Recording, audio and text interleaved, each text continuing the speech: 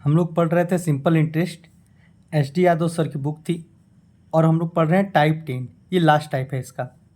जब भिन्न भिन्न दो धनों को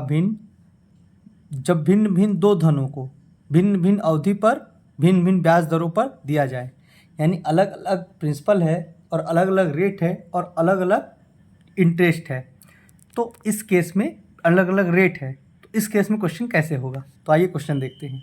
कह रहा है 1500 का 6% वार्षिक ब्याज की दर से 10 वर्ष का साधारण ब्याज, यानी 1500 का 6% के हिसाब से जो 10 वर्ष का साधारण ब्याज है उतना ही 5% वार्षिक दर से 300 का टी वर्ष के लिए ब्याज है।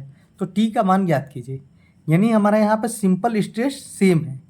तो अगर साधारण ब्याज सेम हो, जब भी ऐसा क्वेश्चन आए जहाँ पे दो अलग अलग हमारा प्रिंसिपल दिया हो, टाइम दिया हो और क्या कहते हैं रेट दिया हो और इंटरेस्ट सेम हो, तो हमको पता है कि इंटरेस्ट बराबर PRT/100 होता है। तो इन दोनों क्वेश्चन में अगर इंटरेस्ट सेम है तो P1R1T1/100 इक्वल टू P2R2T2/100 होगा।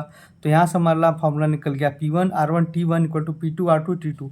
तो जब भी इंटरेस्ट सेम होगा हम डायरेक्ट ये वाला फॉर्मूला लगाएंगे, 100 का चक्कर छोड़ देंगे। डायरेक्ट हमें याद होना चाहिए कि जब भी ऐसा क्वेश्चन आएगा direct P1R1T1 equal to P2R2T2।